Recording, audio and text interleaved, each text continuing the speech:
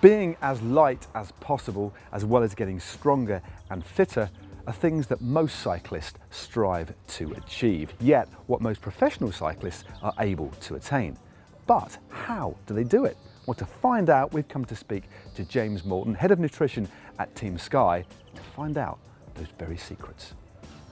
Now, James, we all know the importance of getting your nutrition right when training, but let's assume that you got your training dialed, that remains the same. How could you manipulate your nutrition to better improve the effectiveness of your training? Yeah, I mean, this is a great question. It's one of my favourite areas of sport nutrition, actually, because for many years we've all thought about the intensity and the duration of training sessions, as in that's the most important thing. But actually we've been involved in Liverpool John Moores University for many years now, looking at how that very question actually, how can you maximise the response of muscle to training simply by changing what you've eaten before, during and after the session itself. And actually you can perform exactly the same amount of work done on the bike, but you change one of those three things and you can totally change how your muscle responds to exercise. It's remarkable really. So we've pulled out over 1,000 muscle biopsies in the last decade. And usually our studies are focusing on high carbohydrate versus carbohydrate restriction, if you like.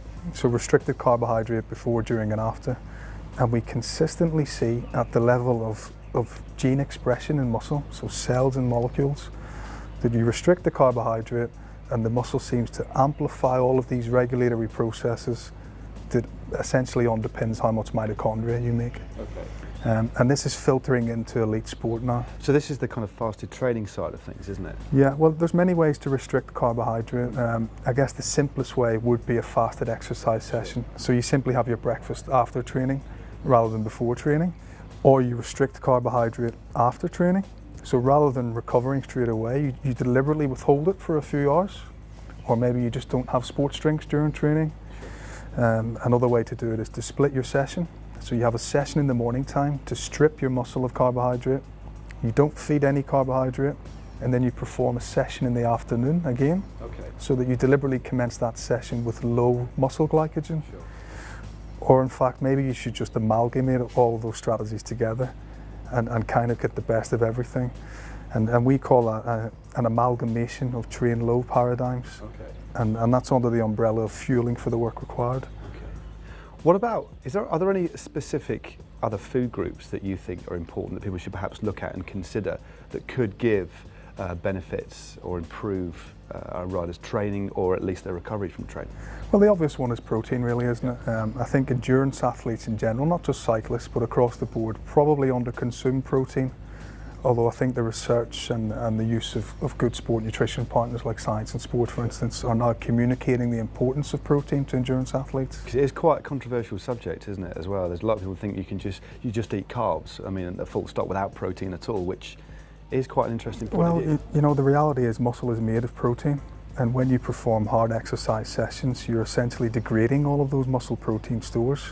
To recondition that muscle and rebuild that muscle, you have to put protein back into the system. So that's where you need high quality amino acids. So I guess when it comes to protein feeding, really one of the key ingredients or key amino acids is leucine. I think that's one of Dan Lloyd's favourite amino acids, leucine, apparently.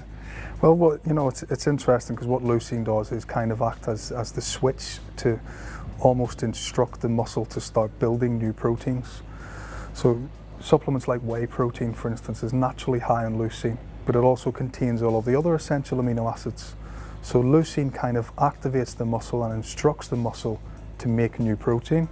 But of course then you supply all of the other essential amino acids in the post-exercise recovery period. And over time the muscle kind of remodels itself, makes itself stronger and more functional.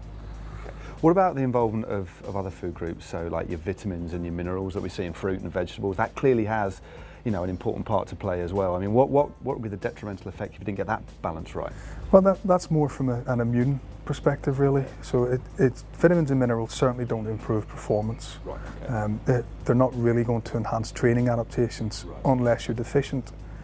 But the reason why vitamins and minerals are important from a nutritional perspective is obviously the immune system itself, but they're also involved in the regulation of energy production.